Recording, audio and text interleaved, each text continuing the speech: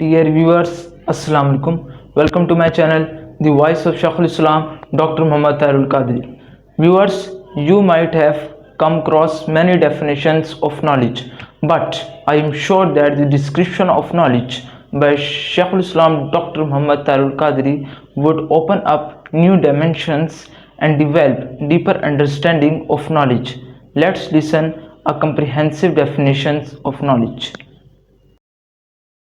علم کی تعریف میں نہایت منظم طریقے سے بات کی امام ابو اسحاق البخاری نے، جو الزاہد الصفار کے نام سے معروف ہیں۔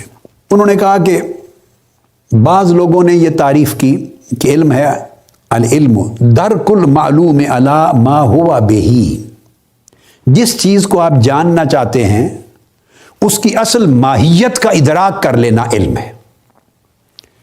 پھر اس کو رد کر دیا، انہوں نے کہا کہ اس کو علم نہیں کہہ سکتے، چونکہ ادراک احاطہ کرنے کو کہتے ہیں، احاطہ کرنے کو۔ تو اس کا مطلب ہے اللہ کا تو علم ہی نہیں حاصل ہو سکتا بندے کو، کیونکہ اللہ کا احاطہ ممکن نہیں، ادراک ممکن نہیں۔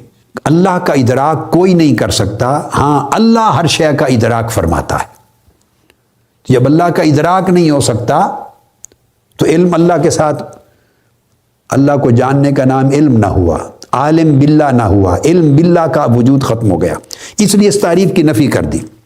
پھر ایک اور تعریف کی، انہوں نے کہا العلم اثبات الشیء علی ما ہوا بہ، ایک چیز اپنی جس ماہیت اور حقیقت اور حالت پر ہے، آپ ہیں، انسان ہیں، آپ سامنے بیٹھے، اس کی جو ماہیت ہے، سر ہے، پاؤں ہیں، آنکھیں ہیں، اس کا چہرہ ہے، جسم ہے، ایک حیوان ہے، اس کی اپنی جو ماہیت، جو شکل، جو صورت، جو کیفیت جو اس کی ہے، کرسی ہے، میز ہے، قلم ہے، جو چیز بھی جس کو آپ جاننا چاہتے ہیں اس کی ایک ماہیت ہے، اس کی ایک ایگزسٹنس ہے۔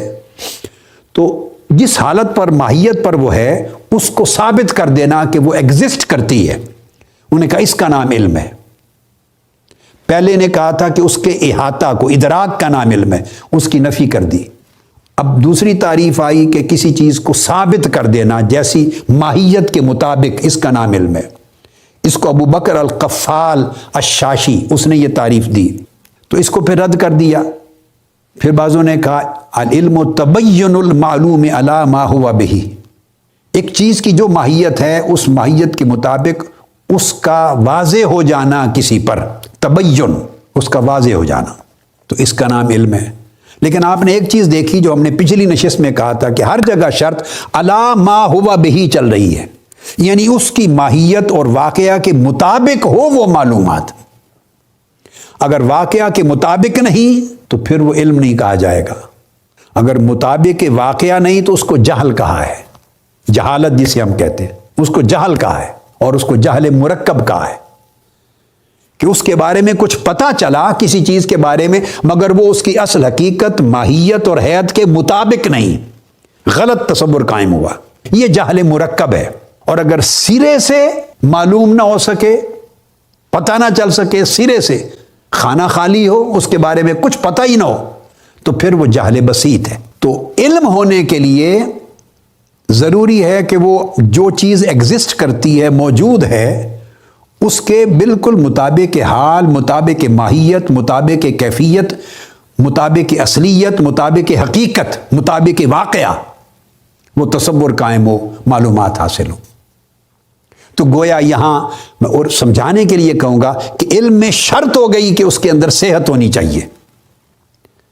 اگر معلوم جو چیز ہوئی وہ صحیح نہیں معلوم ہوئی تو وہ اس کو علم نہیں کہتے، وہ تصور ہو سکتا ہے، اسے کچھ اور آپ کہہ سکتے ہیں، وہ جہل مرکب ہو سکتا ہے، وہ تصور کی کوئی شکل ہو سکتی ہے، وہ وہم ہو سکتا ہے، وہ شک ہو سکتا ہے، وہ ظن ہو سکتا ہے، کئی مرتبے ہیں، کئی تعریفات ہیں، مگر علم نہیں۔ علم کے لیے شرط ہے کہ اس میں صحت ہو، مطابق واقعہ۔ یہ بات درست، اس لیے کہتے ہیں کہ علم صحیح ہے، اور علم صحیح تبھی ہوگا جب آپ اللہ رب العزت کی ذات و صفات کی معرفت کی طرف جائیں گے، تو پھر پتہ کرنا پڑے گا کہ اس کے علم صحیح کے لیے کون سا ذریعہ اور کون سا وسیلہ ایسا ہے جو ہمیں اس کے علم صحیح تک پہنچائے۔ کسی نے تعریف کر دی کہ معرفت المعلوم علی ما ہوا بہ، یہ جو چوتھی تعریف تھی تبین، واضح ہو جانا، آشکار ہو جانا کسی چیز کا اس کی ماہیت کے مطابق، تو اس کو امام نصفی نے بیان کیا ہے کہ یہ ابو اسحاق اسفرائینی کا قول ہے، یہ انہوں نے یہ تعریف کی ہے۔ پھر بعد میں لوگوں نے اس کو کئیوں نے اپنایا، کئی رد کرتے رہے۔ بعضوں نے کہا کہ معلوم جس کو آپ علم حاصل کرنا چاہ رہے ہیں اس کی معرفت ہو جائے عین مطابق واقعہ تو وہ علم ہے۔ پھر اس کو بھی رد کیا، انہوں نے کہا کہ علم اور معرفت میں فرق ہے، اس بحث میں نہیں جاتے۔ پھر کعبی ایک معتزلی رؤساء میں سے، معتزلہ کے اسکالر بڑے علماء میں سے ہیں، اس نے ابو القاسم عبداللہ الکعبی البلخی، تو انہوں نے تعریف کی، اس نے کہا ان العلم اعتقاد المعلوم علی ما هو به، جو چیز بھی معلوم کی وہ عین مطابق ماہیت اس پر اگر عقیدہ قائم ہو جائے، اس کا اعتقاد بن جائے تو اس کو علم کہتے ہیں۔ اور بعض معتزلہ نے اعتقاد کے ساتھ سکون نفس کو اضافہ کیا کہ اطمینان بھی ہو جائے، نفس کو سکون بھی ہو جائے، اس کو بھی رد کر دیا۔ اس نے کہا کہ یہ جو تعریف ہے یہ بھی بغدادی نے اصول الدین میں اور نصفی نے کہا کہ دراصل ابو ہاشم الجبائی وہ دراصل اس تعریف کی طرف منسوب کیا کہ یہ ان کا قول ہے۔ تو انہوں نے کہا اعتقاد قلب کا ایک فعل ہے تو علم وہ نہیں ہے۔ علی ھذا القیاس ابراہیم النظام نے ایک تعریف دی۔ آگے چل کر یہ امام زاہد الصفار ابو اسحاق البخاری وہ بیان کرتے ہیں، جہاں کنکلوڈ کرتے ہیں کہ تمام تعریفوں کو بیان کر کے اس کے نقائص واضح کر کے اینڈ پر آتے ہیں کہ علم وہ ہے، ایک ایسی صفت ہے، ادراک کی ایک ایسی میچیور اور تصور کی ایک ایسی میچیور اور فائنلائزڈ ایک فارم ہے جہاں خفا لا علمی اس چیز کے بارے میں ختم ہو جائے،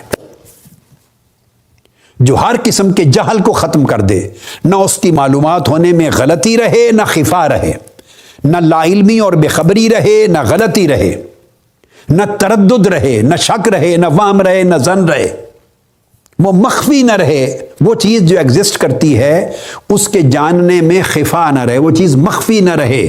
تو خفا کا اٹھ جانا، کشف ہو جانا، انکشاف ہو جانا اس چیز کی ماہیت اور حقیقت کے بارے میں، اس حالت کو وہ علم کہتے ہیں۔